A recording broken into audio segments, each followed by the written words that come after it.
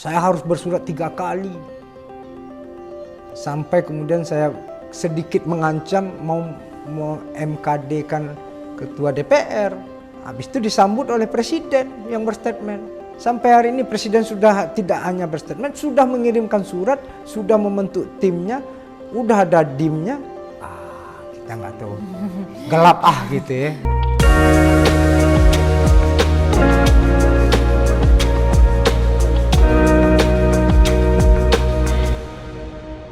Salah seorang almarhum anggota Panja ya, Pak Ali Ibrahim namanya, bahkan di ruang sidang ketika Jala PRT datang membawa beberapa korban bercerita, berkisah karena beliau seorang ulama gitu. Hampir mayoritas sejarah kenabian kita itu adalah PRT, pengembala, pembantu dan lain sebagainya. Itu narasi-narasi kenabian itu melewati itu. Jadi secara filosofis kalau kita tarik tadi yuridis, sosiologis, filosofis, kurang mulia apa ya? Udah lengkap semua. Cuma ada yang ganjal gitu ya.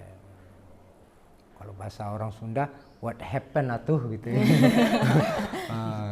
Ini ya teman-teman tanya aja. Tapi sekali lagi saya tetap masih berjuang untuk ini masuk di prolegnas terus-menerus. Kalau dibalik sudah selesai. Habis dari sini sebenarnya tinggal dibamuskan. Bamus itu menugaskan AKD mana untuk membahas ini. Ya biasanya dikembalikan ke AKD pengusul. AKD pengusul itu adalah Balek ya. Ya udah, Bamus tinggal putuskan ini, kembalikan barang ini ke Balek, udah bahas. Kalau ini langsung masuk diputuskan di Bamus untuk dibahas. Saya yakin tuh nggak sampai, ya saya bukan mau takabur, nggak sampai 1 bulan, 1 minggu aja bisa selesai. Karena kami sama pihak pemerintah sudah lama berdiskusi, tektok gitu sudah. Ini seperti dejavu dengan undang-undang TPKS ya. Karena tim yang dibentuk oleh pemerintah itu juga tidak jauh berbeda dengan tim perlindungan pekerja rumah tangga ini. Kami sudah melakukan dialog cukup intensif ya. Jadi dan punya frekuensi yang sama. Ini undang-undang yang bertumbuh berkembang ya. Karena ya namanya aja rancangan undang-undang perlindungan pekerja rumah tangga itu benar-benar minimum requirement ya, untuk memberikan perlindungan kepada mereka. Karena kita lihatlah ini kan bentuk perbudakan modern, diskriminasi, eksploitasi, human trafficking dan lain sebagainya, seksual harassment dan lain sebagainya.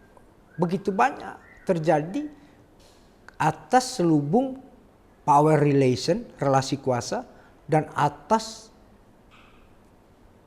selimut ini urusan rumah tangga. Jadi itu berkelindan tuh. Ini benar-benar undang-undang yang tidak diletakkan atas dasar relasi kerja, hubungan kerja, tidak. Tapi ini kemanusiaan. Jadi kalau teman-teman baca draft RUU-nya, yang pertama itu azas dari undang-undang ini memanusiakan manusia, kekeluargaan itu. Jadi bagaimana kita spiritnya memanusiakan manusia? Itu backbone dari rancangan undang-undang perlindungan pekerja rumah tangga ini. Itu. Jadi sebenarnya emang ya balik lagi ke pimpinannya ya Pak. Kita nggak tahu alasannya apa gitu. Ya harusnya digeruduk aja gitu. Itu menarik tuh Pak. Karena kalau tadi kan Pak Willy sempat ngebahas tentang UU TPKS gitu kan, yang kita tahu dulu itu ini tuh jadi topik hangat gitu kan di semua sosial media gitu. Bahkan di kampus kami sendiri itu juga merupakan diskusi yang hangat gitu, diskusi yang sangat hangat gitu untuk dibahas gitu kan. Nah, pas kemarin kami wawancara dengan Pak Ari Wijanto, itu beliau mengatakan sebenarnya Jala PRT itu ingin mengikuti jejak-jejak RUU TPKS gitu kan. RUU TPKS itu mandek sekitar 9 tahun kalau nggak salah ya. 7 atau ya. Ini lama. Lebih lama. Tapi Jala RUU PRT itu lebih lama gitu kan. 19 tahun. 19 tahun ya kan. Iya. Nah, sebenarnya kalau saya melihat dan kalau kami melihat itu apa yang udah dilakukan Jala PRT dan para inisiasi untuk advokasi RUU PRT ini sebenarnya udah melakukan hal yang sama gitu.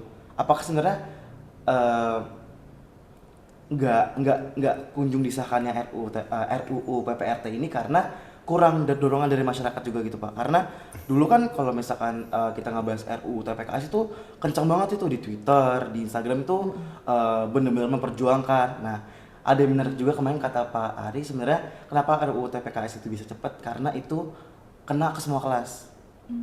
Ya. Karena kalau misalkan kita ngebahas kalau RUU TPKS itu kan dia melindungi semua kelas gitu ya Pak. Nah, kalau RUU PPRT itu kan ada tadi nih, ada point of view majikan yang sebenarnya mereka nggak paham gitu, dan mereka nggak mencoba untuk memahami isi dari RUU PPRT ini sendiri, tapi mereka malah memiliki perspektif mereka sendiri yang bilang kalau misalnya nanti mereka bisa lebih belagu misalnya, atau kayak mereka tuh bisa melawan mereka gitu. Nah, sebenarnya apakah dorongan-dorongan dari masyarakat itu sangat diperlukan gitu untuk mendesak pimpinan untuk segera melanjuti RUU TPKS, RUU PPRT gini Pak?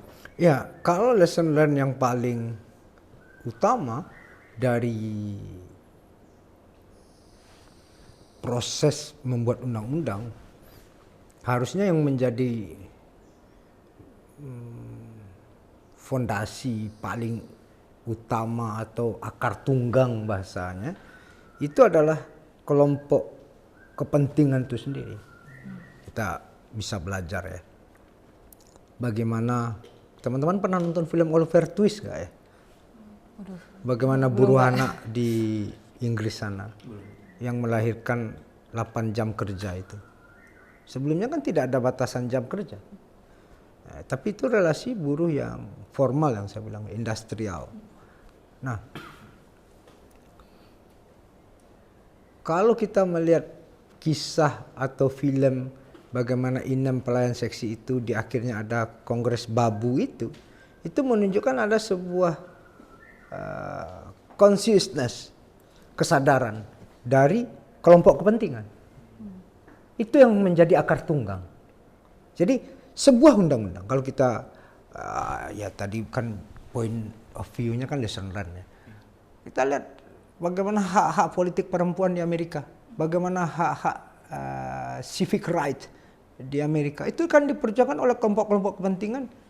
Ya, lihat Martin Luther King Jr. I have a dream. Bagaimana suatu saat anak-anak Amerika ini berjalan di tengah jalan tidak dibedakan dari warna kulit yang ada pada dirinya, tapi dari karakter yang terbangun. Yang menjadi fundamental right itu, akar tunggangnya itu, kelompok kepentingan itu sendiri. Yang harus terus-menerus memiliki kesadaran. Nah, di kita ini agak mereka karena jauh terjerembab di dalam tebalnya dinding rumah tangga itu, tingginya pagar rumah-rumah pemberi kerja itu, sehingga menjadi handicap. Maka kemudian lahirlah kelompok-kelompok kelas menengah yang memberikan solidaritas dan advokasi. Nah, ini yang menjadi kelompok kepentingan yang berjuang. Nah, apa yang membedakan secara kasat mata, nyata, konkret dengan proses tindak pidana kekerasan seksual bisa menjadi undang-undang? Kenapa perlindungan pekerja belum menjadi undang-undang? Karena ini tindak pidana kekerasan seksual lebih tadi yang Devo bilang lebih lintas segmen sosial. Ya. Sementara dalam rancangan undang-undang perlindungan pekerja rumah tangga ada bias kelas. Ya. Itu yang bias kelas ini dalam dua relasi, tidak hanya relasi yang kapitalistik tapi juga relasi yang feodalistik. Itu yang membuat dia sangat berat. Ya. Nah, tapi saya tidak habis akal. Maka kemudian relasi yang saya gunakan adalah standpoint dari membuat undang-undang ini, biar Devo, Kinan, dan Gia tahu. Standpointnya adalah sebagai warga negara. We have equal right. Jadi ini undang-undang yang cukup unik nih. Saya kira mutar otak agak sedikit gerakan tanpa bola gitu. Point of view-nya itu sebagai warga negara. Untuk menghindari tadi relasi yang kuasa yang bias itu. Jadi ketika mereka diakui sebagai warga negara, mereka berhak mendapatkan perlindungan, berhak mendapatkan jaminan, berhak mendapatkan hidup yang layak, berhak beraktivitas untuk menjalankan keyakinan dan agama mereka masing-masing. Kenapa? Banyak juga relasi yang terjadi bahwasanya tidak hanya proses eksploitasi, seksual harassment, pemasungan dan lain sebagainya, tapi juga bagaimana mereka menjalankan ibadah dan keyakinan ketika mereka berbeda keyakinan di dalam satu rumah tangga. Itu. Jadi konteks ini yang kemudian menjadi sebuah titik krusial. Yang kedua adalah coverage media. Waktu itu dalam proses pengesahan rancangan undang-undang tindak pidana kekerasan seksual ada sebuah common consciousness, ini darurat kekerasan seksual. Secara fakta fenomena sama, ini sama-sama fenomena gunung es. Karena sama-sama terjadi karena relasi kekuasaan, sama-sama terjadi di dalam sebuah ruang antara yang tidak memiliki batas. Jadi mereka ya rumah tangga itu nggak ada batas, artinya orang bekerja sekaligus tinggal di rumah yang sama. Nah, jadi ini benar-benar suatu hal yang kita yang sebagai pembuat undang-undang kita yang harus presisi, arif dan bijaksana. Jadi dengan split model tadi, ini memastikan mereka yang direkrut secara langsung itu tidak diganggu kok. Tidak diatur jam kerjanya, tidak diatur jenis kerjanya, tidak diatur upah kerjanya. Yang kita atur itu yang direkrut secara tidak langsung melalui penyalur biar tidak terjadi human trafficking. Kalian bisa bayangkan bahwasanya yang melalui penyalur ini itu bagaimana bentuknya yayasan, Pak. Izinnya di provinsi. Kita ingin itu pengawasannya lebih detail lah. Apa itu? Satu, nggak boleh lagi bentuk yayasan. Bentuknya harus perusahaan dong. Atau ya bentuk unit usaha yang berbadan hukum. Kalau sekarang yayasan, nggak boleh. Bukan banyak lagi, nggak ada Pak. Rata-rata Yayasan. semuanya begitu ya semuanya. Kan selalu kan kalau mau Iya, cari tuh yayasan. kemana ke yayasan gitu kan? Iya. Nah, itu poinnya Pak. Iya. Jadi kita mau tertibkan ini, nggak boleh lagi yayasan. Yang kedua tidak ada lagi sandra. Apa yang disandra? Ya selain gajinya dipotong, dokumen-dokumen kependudukannya ditahan, keluarganya ditekan gitu, nggak boleh. Nah, dan yang terakhir adalah bagaimana kehadiran negara dalam memberikan quote unquote minimum skill gitu. Jadi minimum skill itu apa? Ya karena pekerja rumah tangga itu karena dia tadi banyak unskilled laborers, maka kemudian harusnya BLK yang ada itu memberikan pelatihan satu, bagaimana jenis susu, kalau dia menjadi babysitter, bagaimana siklus bayi, kalau menangis ini jangan dicucuk susu langsung aja, ini karena kepanasan kah, karena apakah, kita nggak harus ada minimum knowledge tentang itu. Yang kedua jenis pakaian, ini katun kah, ini sutra kah, ini apakah gitu. Jangan main langsung hajar saja gitu. Nah, konteks seperti ini yang kehadiran negara itu sangat penting untuk membuat minimum knowledge ya, tentang minimum skill juga. Nah, jadi teman-teman semua, ini undang-undang yang split model, yang ketat, yang detail kita atur itu adalah yang melalui penyalur.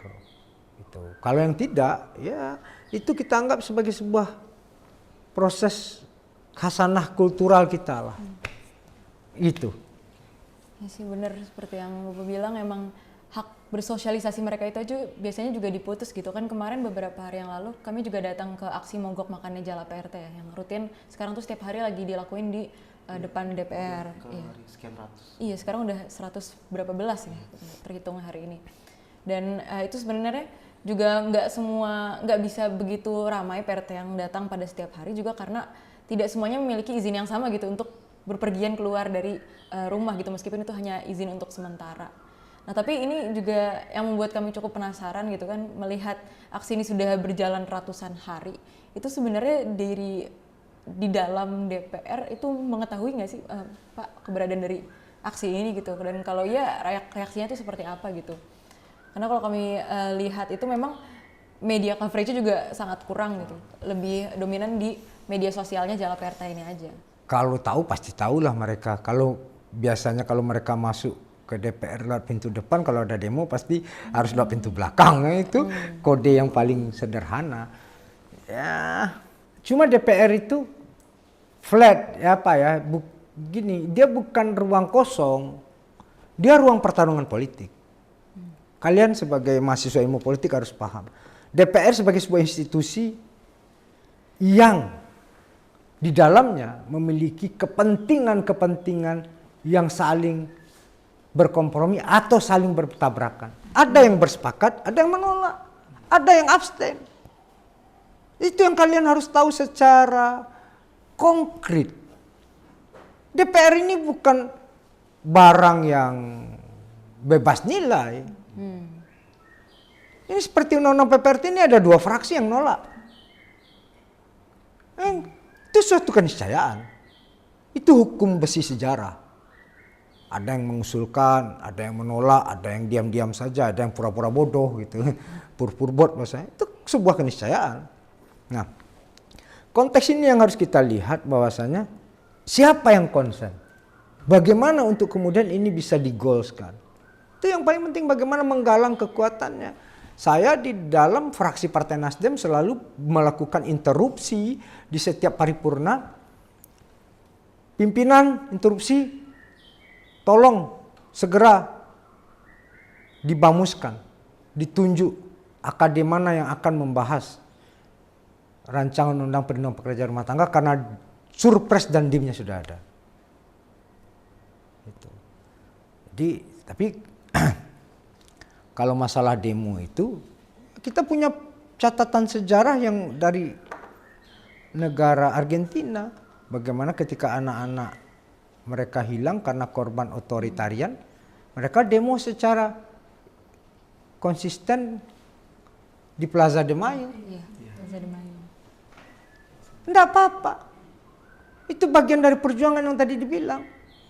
Itu juga sekaligus untuk mengentalkan dalam 2 ranah. Satu ranah kemudian yang saya bilang akar tunggang mereka menjadi sangat kuat.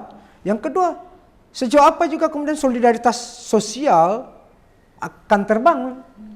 Sejauh ini ada BEM UI pernah datang ke saya menyampaikan statement untuk ini dukung. Tapi bahkan beberapa BEM juga. Tapi kan itu hanya baru political statement. Udah ada belum join aksi gitu. Banyak bro. Proses untuk kemudian mengatur tarian-tariannya itu banyak sekali. Jadi ini juga proses pematangan dan kemudian ketika ini terjadi undang-undang kita akan jauh lebih kuat. Akar tunggangnya akan semakin dalam dan kemudian dia akan menjadi sebuah hal yang luar biasa. Ini melalui perjuangan yang berdarah-darah. Gitu. Itu. Oke, baik. Sepertinya setelah ini masuki pertanyaan terakhir dari kami. Khususnya kan melihat momentum tahun depan ini kan sudah mulai pemilu lagi yang berarti yang mengisi parlemen juga akan berganti nantinya. Nah ini nasibnya tuh bagaimana ya kira-kira ke depannya RUU PPRT ini, karena kan kalau ganti lagi inisiatif yang sekarang apakah akhirnya tergantung dengan mereka yang menjabat nanti atau ada keberlanjutan lain? Makanya perjuangan the highest stage of political struggle itu undang-undang. Jadi ini bukan perjuangan yang kosong ya. Maka kemudian teman-teman pekerja rumah tangga juga harus paham siapa yang memperjuangkan mereka, siapa yang menolak mereka. Itu harus clear Pak. Jangan tangan mencincang, bahu tidak memikul. Jangan bacotnya membela rakyat, pro rakyat, tapi perilakunya menindas rakyat. Jangan. Itu satunya. Jadi insentif elektoral itu penting. Kalau saya ini kan yang saya bilang tadi sarjana hukum jadi advokat. Karena memang dulunya aktivis terus sekarang jadi politisi, yang dulunya advokasi buruh sekarang memperjuangkan hak-hak buruh secara lebih konkret dalam undang-undang. Itu kan suatu keniscayaan. Tapi ada undang-undang, peraturan pembentuk perundang-undangan yang itu prolegnas itu dikocok ulang setelah habis periodisasi. Jadi startnya harus dari awal lagi. Dikawal lagi gitu. Bukan dikawal lagi, dari awal lagi. Dari awal lagi. Ya. Nah, itu jadi kita punya setahun kurang, Oktober, ya memang kalau Oktober itu sudah habis. Ya beberapa masa sidang setahun kurang ini untuk menuntaskan tugas sejarah ini, bagaimana undang-undang perlindungan pekerja rumah tangga ini harus jadi undang-undang. Rancangan undang-undangnya harus jadi undang-undang.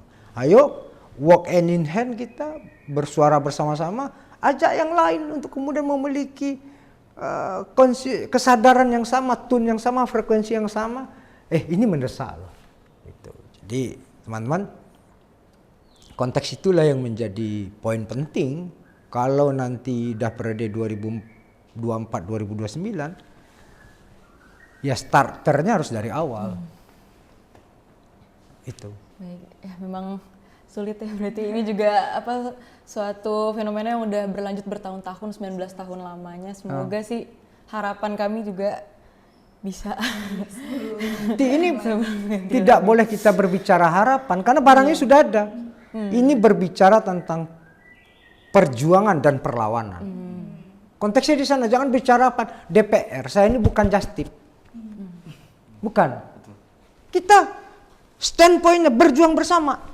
Walk hand in hand. Itu teman-teman harus clear itu.